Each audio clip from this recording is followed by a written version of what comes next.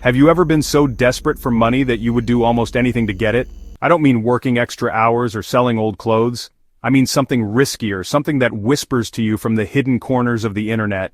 That was me, just a few months ago, sitting in my dimly lit room with overdue bills piled high on my desk. The weight of my financial problems felt like a physical force pressing down on my chest and making it hard to breathe. Every rejection email from a normal job application felt like another nail in my coffin.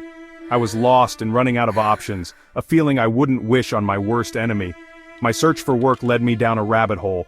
I started on regular job sites, but soon my searches became more specific, more desperate. Quick cash, no experience needed, work from home today. These queries eventually led me to forums and articles about the dark web. It was a place I had only heard about in hushed tones, a digital underworld full of secrets. The idea was frightening, but my desperation was stronger than my fear. It promised anonymity and opportunity, two things I desperately craved. Would you ever be tempted to look, just to see what was there? I was, and I did. Finding the job advert wasn't difficult once I was there. It stood out, not because of flashy graphics, but because of its simplicity. The post was just plain text on a stark black background. It promised a significant weekly payment in cryptocurrency for completing simple logistical tasks. There was no interview, no company name, and no request for a resume. The only requirement was a burner phone and an encrypted email address. The payment terms were strange. A small amount would be paid up front after the first task, with the rest following on a strict weekly schedule. It felt too easy, a clear red flag, but the amount they offered could solve all my problems. Against my better judgment, I followed the instructions. I bought a cheap, untraceable phone and set up the secure email account. Sending that first message felt like stepping off a cliff. I typed, "I am interested in the logistical task opportunity," my heart pounding with a mixture of terror and excitement. The reply came almost instantly. It was cold and impersonal, containing only a set of coordinates, a time, and the words, "Await instructions." My new career had begun, not with a handshake or a contract, but with a cryptic message from a complete stranger. I had no idea who these people were, but I was now on their payroll. The first instruction arrived on the burner phone exactly 1 week later. It was an encrypted text message, a jumble of letters and numbers that took a special app to decode. The message was brief. Go to the locker at the address provided. Retrieve the package, await drop-off location. The address was for a 24-hour self-storage facility on the industrial edge of town, a place of silent corrugated steel corridors and flickering fluorescent lights. My heart hammered against my ribs as I drove there, the burner phone feeling heavy and foreign in my pocket. I kept telling myself it was just a delivery job, nothing more. When I arrived, the facility was eerily quiet. The air smelled of dust and cold concrete. I found the designated locker, unlocked it with the code provided in the message, and pulled out a small, heavy cardboard box. It was sealed with thick black tape, with no labels or markings of any kind. I was explicitly forbidden from opening it. Holding it felt strange, the weight of the unknown object was unsettling. What was inside? I tried not to think about it. I was just a courier, a ghost in the system, paid to move things from one place to another without asking questions. A few hours later, the second message arrived with the drop-off location. It was a nondescript postbox in a quiet residential neighborhood on the other side of the city. The instructions were precise. Arrive at 2 a.m., ensure no one is watching, place the package inside, leave immediately.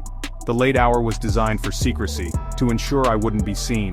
Driving through the sleeping city, I felt like a character in a spy movie, my senses on high alert. Every passing car felt like a threat. Every shadow seemed to hold a pair of watching eyes. This was far more intense than any normal delivery job.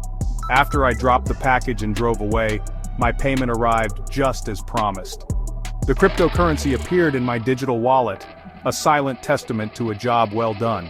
The amount was more money than I had earned in a month at my last real job. The relief was immense, washing over me and temporarily drowning out the fear and anxiety. For a moment it felt worth it. I had done something strange, something that felt borderline illegal, but I had been rewarded for it. The money made it feel legitimate, and I eagerly awaited my next assignment, pushing aside the nagging feeling that this was all too good to be true.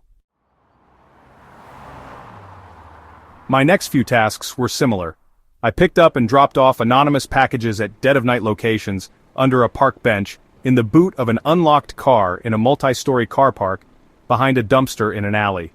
Each time the payment arrived, like clockwork, I started to get comfortable, the initial fear dulling into a routine. I told myself it was probably just black market goods, something I could live with. But then, the nature of the tasks began to change. The requests became more personal, more invasive, and far more disturbing than simply moving a box from one place to another. The first new instruction was to take photographs. I was sent to a specific coffee shop and told to take pictures of a man who would be sitting alone, reading a newspaper. The message included a description of his coat and hat. I was ordered to be discreet, to capture his face clearly without him noticing.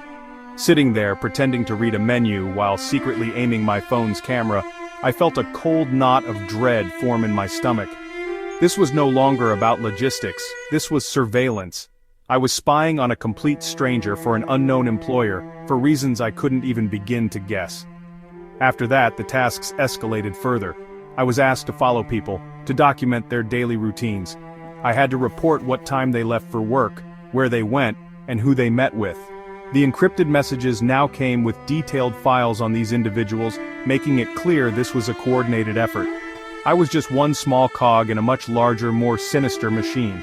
The work was no longer just about earning money, it was about intruding into the lives of others, violating their privacy in a way that felt deeply wrong. The anonymity of my employers made it even more terrifying. The final straw was the request to leave a package on someone's doorstep, not a postbox, but their home. It was one of the people I had been surveilling. The package was another small, heavy box, identical to the first one I had handled. Leaving it there on the welcome mat of a family home felt like a direct threat. I was no longer an anonymous courier, I was an active participant in intimidating someone. The realization hit me like a physical blow. This wasn't just a shady operation, this was organized crime. I was being used as a pawn in a dangerous game, and I had no idea what the rules were or who I was playing against. My online research confirmed my worst fears. I found articles from Europol and reports on the BBC about scams just like this one. Criminal organizations recruit people like me, desperate and naive, to act as money mules or to carry out low-level criminal tasks. They use our clean records and our need for cash to create a layer of separation between themselves and their crimes. The reports stated that many people are tricked into delivering everything from drugs to weapons, believing they are just couriers. Authorities warn that once you are involved, it is incredibly difficult to get out. You know too much. I immediately stopped. I smashed the burner phone, deleted the encrypted email account, and tried to erase every digital trace connecting me to the job. But the fear didn't go away. In fact, it grew worse. They knew what I looked like. They had my digital wallet address. They had proven they could find information on anyone. How could I be sure they weren't watching me now? Every time I see a car parked on my street for too long or hear an unexpected knock on my door, my blood runs cold. The money I earned is long gone, but the paranoia remains, a constant, unwelcome companion. I am sharing this story as a warning. The lure of easy money from the dark corners of the internet is a powerful trap, especially when you feel like you have no other choice. But the price you pay is far greater than the reward. You risk your freedom, your safety, and your peace of mind. These anonymous employers prey on vulnerability, turning ordinary people into unwilling accomplices in their criminal enterprises. They don't care about you, you are disposable. Once they are done with you, they will leave you to face the consequences alone, forever looking over your shoulder. I don't know if I am truly free.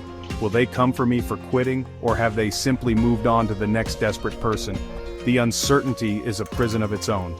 I ask you to think about my story and consider what you would do in my position. Would you have taken the job? Would you have stopped when I did? Or would you have gone further? The answers might surprise you. Be careful what you click on in the dark, because some doors, once opened, can never be closed again. Share this if you wonder where you would draw the line.